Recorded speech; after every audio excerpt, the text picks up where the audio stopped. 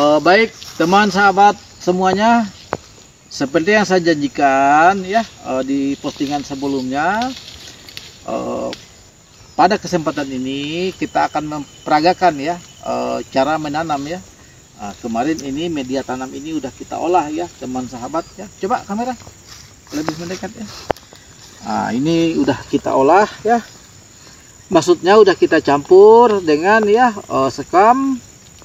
Kita juga akan membentuk sehingga kestabilan tanah tidak terlalu asam dan tidak terlalu basah. Kita juga udah tambahkan kapur dolomit ya, gamping. Ada juga kita kasih ya fosfat cadangan ya, cadangan fosfat di dalam tanah udah kita tanam. Kemarin ada kita posting ya di YouTube Alpukat Farm. Terus ini cuaca ya sepertinya ya teman sahabat ya, untuk daerah kita sini Singkawang sekitarnya ini kayaknya mendung, akan turun hujan ini. Jadi artinya ini baik ya untuk kita lakukan penanaman pada saat ini. Itu satu, artinya kita tidak perlu tergesa juga untuk bikin sungkup paranetnya ya. Oke. Mungkin tidak terlalu banyak ya kita kasih pengantar, karena kemarin juga udah kita banyak kasih penjelasan ya sebelumnya ya. Mungkin yang hari ini kita akan sama-sama ukur ya teman sahabat, nanti akan kita ukur ya setelah kita penanaman.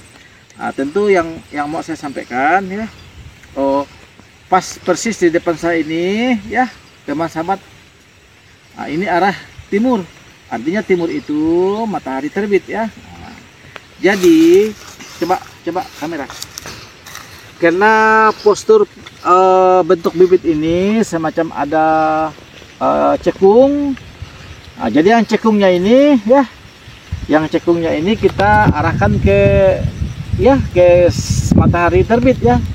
Sehingga nanti secara perlahan dia akan dibantu proses ya penyinaran ya, gravitasi sinar matahari ya atau spektrum, sehingga dia lebih bisa nanti membentuk ya, lebih bisa tegak lurus ya. Jadi kecekungan ini secara perlahan nanti ya, tentu tidaklah dia 1 bulan 2 bulan ya prosesnya ya, memakan waktu lama. Beriring dia bertumbuh ya, membesar, tentu dia akan membentuk ya keseimbangannya ya. Seperti itulah kan. Tentu kita juga ya harus mengarahkan ya, karena di sana tadi timur, tentu arah yang agak cekung, agak bengkok ini kita arahkan untuk membantu prosesnya bisa tegak lurus. Oke, sebelum menanam ya, ini kita lepas ya polybagnya ini, jangan ya teman sahabat ya, mungkin tidak perlulah dijelaskan. Jangan pula ditanam dengan polybagnya ini, otomatis perakarannya tidak bisa menyebar. Jadi saya akan lepas ini polybagnya ya, bisa dengan cara dikoyak seperti ini boleh.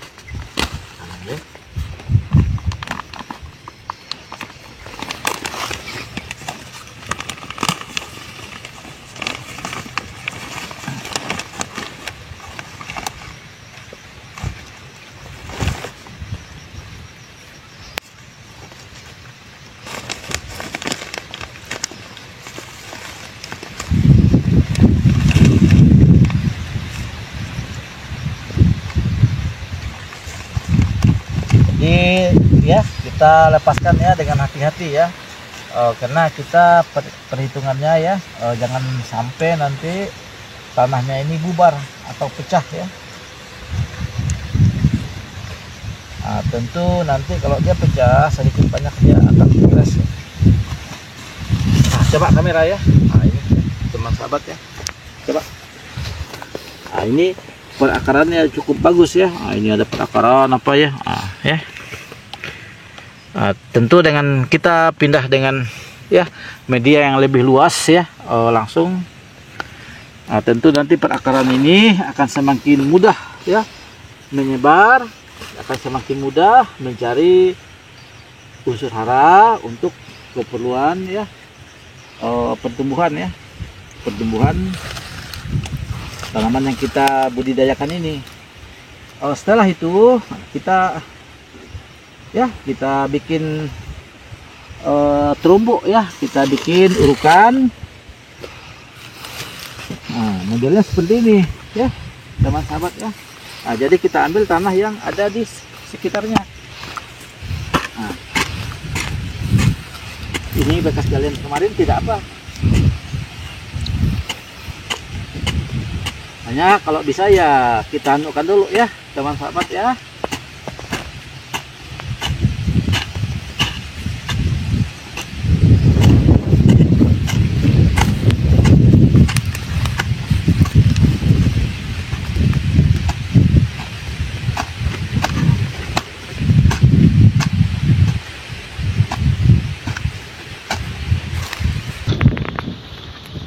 Ini ya, jadi perlu kita jelaskan ya, kita berbagi cerita ini.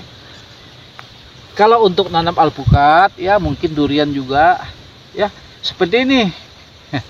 Jadi tidak perlu kita gali di kedalaman sekian, langsung kita ya masukkan, benamkan sebegitu aja, tidak perlu ya. Kalau untuk alpukat itu ya kita sesuaikan dengan kontur tanah ya. Kalau dia itu memang kecekungan, tidak apa, kita ambilkan tanah dari sekitarnya. Tentu kalau bisa tanahnya yang topsoil lah ya, karena kita tahu kalau topsoil itu artinya lapisan humusnya ada gitu ya, ya lumayan tebal. Nah seperti ini ya, ini dasar tanah, ya udah kita letakkan saja seperti ini. Tapi yang kita punya sebelumnya tadi dah saya jelaskan ya, kita bikin dulu ya kegemburan, kita kasih media tanam, sekam, lain sebagainya tadi campurannya. Ada juga ya kita ya sediakan juga unsur fosfat, karena kita tahu fosfat itu dia lama larut ya, dia bisa bertahun-tahun ya, bisa tetap awet di dalam tanah. Dia bukan berarti tidak larut atau tidak berfungsi, hanya dia reaksinya secara perlahan ya. Secara perlahan, karena kita tahu fosfat itu adalah salah satu unsur makro yang dibutuhkan ya oleh ya semua jenis ya tanaman lah ya pada umumnya. Nah, termasuk ya yang makro itu nitrogen, fosfat dan kalium. Nah, seperti itu ya teman sahabat ya. Nanti setelah tanam, tentu nanti akan kita berikan ya unsur ya yang kaya nitrogen atau NPK. Kita cari NPK yang kecil nitrogennya. Terus kita cari ya, kalau memang bisa nanti ya, dalam artian maksud saya itu bukan berarti tidak boleh nitrogen, malah kita khususkan nanti ada khusus kita pakai nitrogen yang udah praktis, itu ada di maaf, kemasan cantik ya. Nah, ini porsinya yang biasa kita gunakan ya, 70% cantik ya, kita tambahlah 30% ya NPK, terserah. Yang subsidi juga, yang subsidi pemerintah juga boleh. Ponska itu kan ada NPK-nya juga. Malah di situ nitrogennya ya, ingat lumayan tinggi nitrogennya, bagus. 15% nitrogen kalau tidak salah ya. Ada 10% fosfat dan ada 12% kaliumnya, boleh. Tapi karena ini masih perlu ya pertumbuhan, pembentukan ya tunas-tunas dan percabangan baru, tidak masalah kita tambahkan secara spesial khusus ya. Di YouTube sebelumnya banyak kita terangkan ya tentang pupuk ya. Nah, jadi itu, jadi kalaulah kita membuat ya ini misalkan ya 1 kilo campuran pupuk, nah, kalau bisa 7 onnya ya 700 gram itu dari ya, maaf menyebut merek ya, kemasan cantik.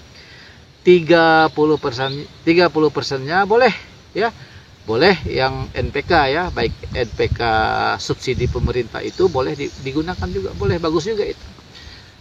Yang kandungannya tadi 15, 10, 12.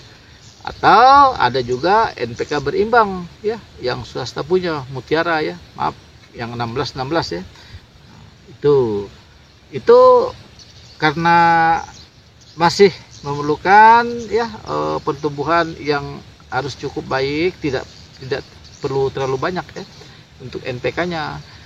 Yang kita perkaya itu ya unsur nitrogennya lah, seperti itu ya teman. Tentu juga ya teman sahabat, tidak terlepas juga TA. Jadi kalau bisa TA itu saran saya ya, jangan kita tanam ya, karena kita tidak tahu ya fermentasinya sejauh mana, apakah udah matang belum, atau organisme yang ada di TA itu ya kita khawatir ya, mikroorganisme yang ada di TA itu malah dia bisa mendatangkan jamur ya.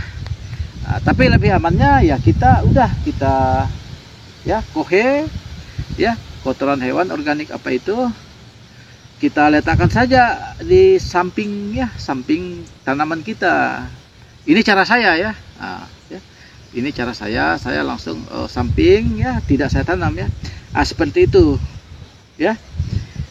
Ini beda ya, kita tanam sawit. Kalau tanam sawit dia harus dibikin lubang ya. Ini tidak perlu, kita udah letakkan, kita tarik ya, kita bikin urukan ya. Ini seperti itu ya. Jadi teman sahabat, yang itu yang mau saya jelaskan tadi ya. Ini ya,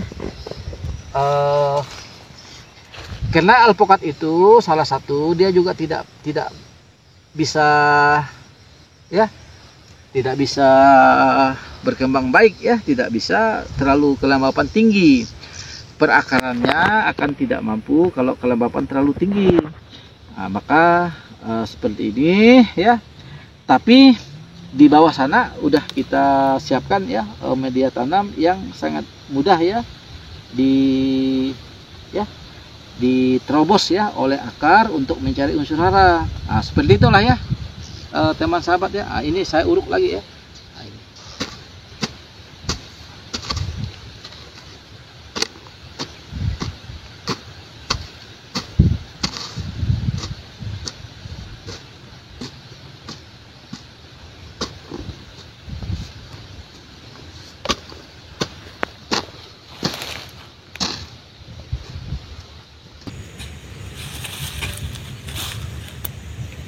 Setelah kita ya bikin urukannya, teman sahabat semua, boleh, ini pun udah nanti udah tumbuh berkembang, baru kita baguskan lagi, besarkan.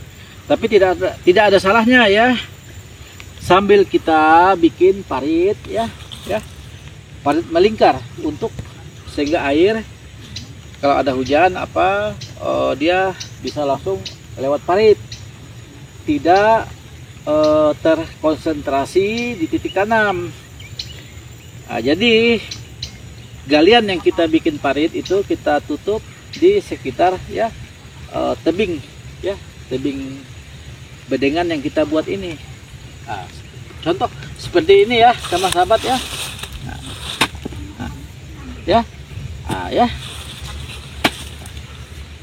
Ini kita sekalian juga mengunci biar tanah yang kita uruk tadi tidak mudah turun, turun ke bawah ya teman sahabat ya, seperti ini.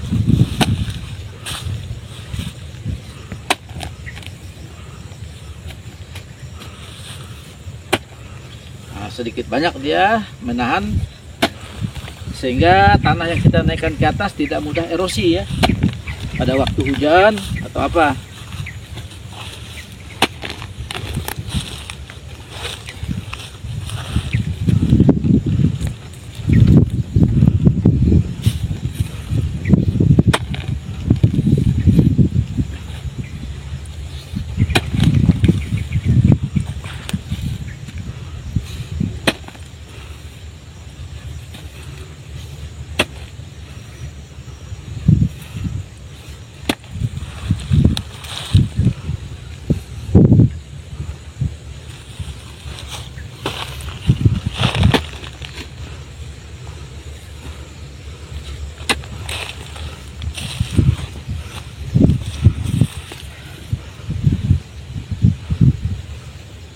ini ya teman sahabat, saya mau berbagi cerita.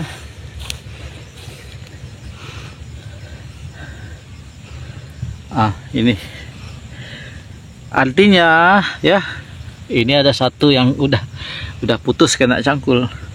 Ini cacing tanah ya,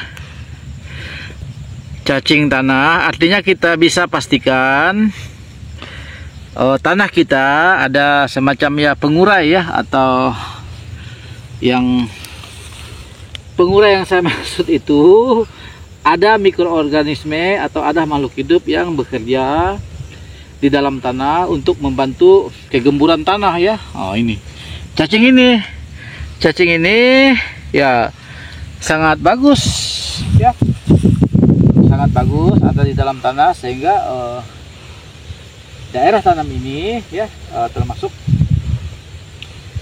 dia bisa ya membuat semacam tingkat kegemburan ya. Jadi tanah yang ada cacingnya tentu dia tidak padat seperti itu ya.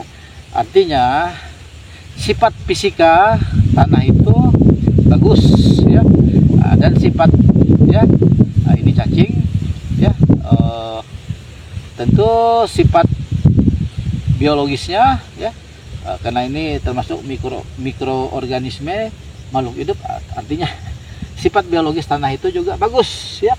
Ada mikroorganisme atau ada makhluk yang bisa membentuk ya kegemburan ya.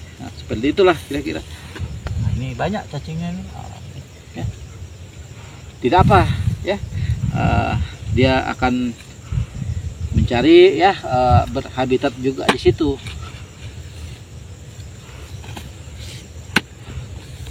Jadi tujuannya ini sambil kita mengunci ya, sehingga tadi timbunan yang kita naikkan ke atas tidak mudah erosi, tidak mudah turun ke bawah ya. Ini sambil kita tutup, kita kunci seperti ini.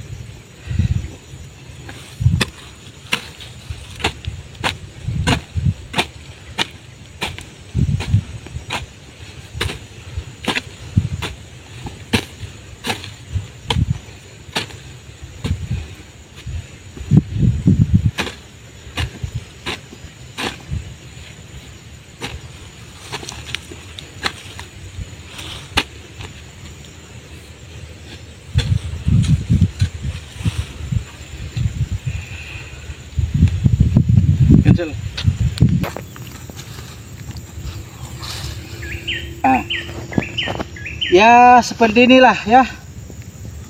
Nanti kalau dia udah tumbuh berkembang besar ya, udah rindang, tentu nanti urukan ini, bedengan ini boleh kita perbesar lagi ya, di mana tajuk daunnya ya.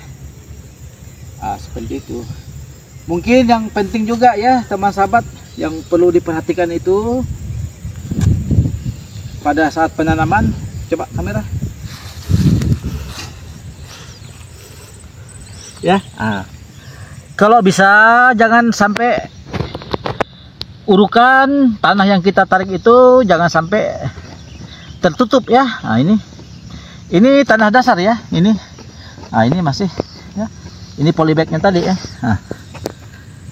Ya ini polybagnya tadi ya. Jadi kita hindar jangan sampai ada bubunan atau tanah urukan itu melebihi tanah polybag ini.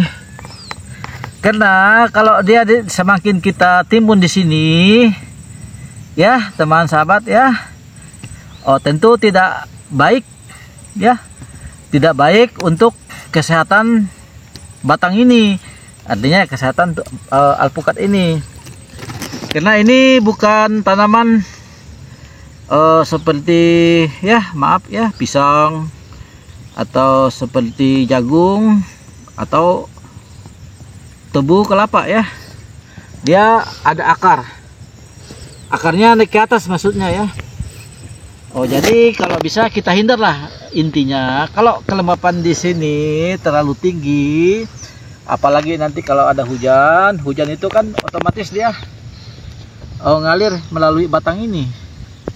Artinya sebelum dia menyebar ke tanah, dia terkonsentrasi air hujan itu atau kelembapan itu terkonsentrasi di pangkal batang ini.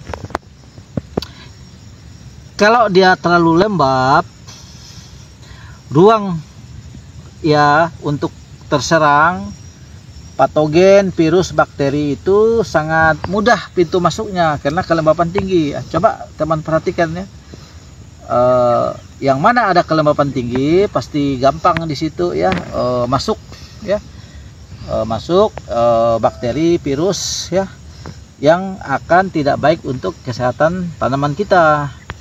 Demikian juga kalau udah ada bakteri, virus yang menyerang pangkal batang, dia pasti beriringan ya, pasti ada kutu, tungau ya, atau ulat penggerek yang masuk. Karena lapisan-lapisannya itu sangat mudah dimasuki karena dia udah sangat lembab. Itu jadi kalau memang teman sahabat juga melakukan penanaman ya, dihindar ini jangan sampai ditimbun ya, tanah paling atas ini, tanah dasar polybag ini ya. Kalau yang kita bongkar tadi tidak masalah, kita tutup kembali. Ini ya, itu ya.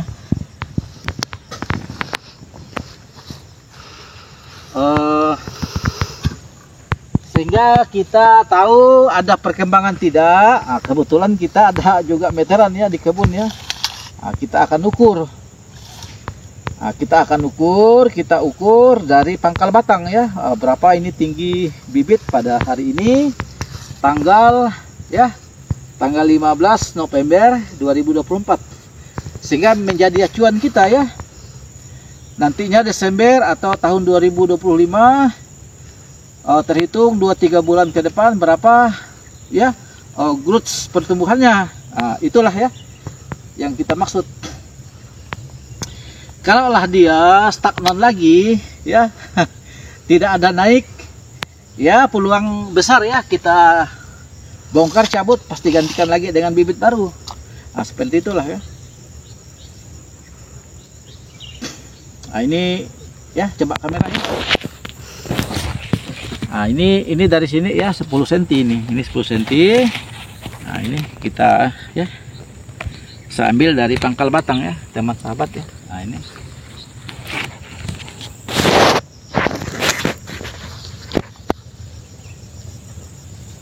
10 cm.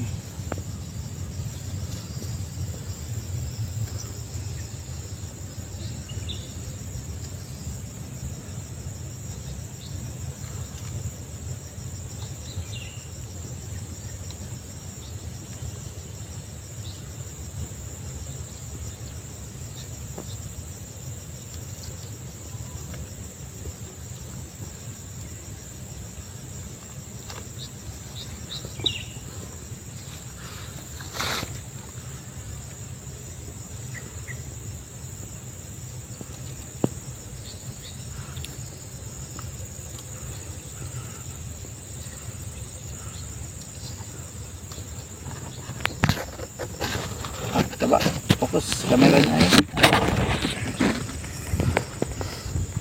Jadi kita sepakat pucuk saja ya, yang jadi acuan kita pucuk ya. Jadi bukan daun ya, pucuk. Jadi ini pucuk yang tertinggi ya, pucuk yang tertinggi di sini. Coba kameranya di sana ya. Ini jadi kita ambil ya pucuk yang tertinggi ya teman sahabat ya.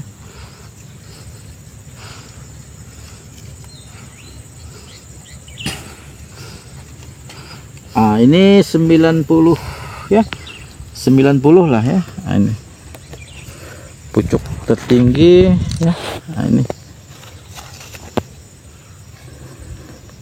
tidak sampai 90 ya. Nah, ini 88 ya. Nah, ini jadi kita ambil dari pucuk tertinggi ini ya. Nah, ini di sana coba kameranya ya. Nah, ini kita sama-sama ukur ya teman sahabat ya. Nah, artinya ini ya, ini 8 ya. Jadi ketinggian dari pangkal batang 88 cm ya. Untuk kita acuan nanti setelah 1 bulan ke depan atau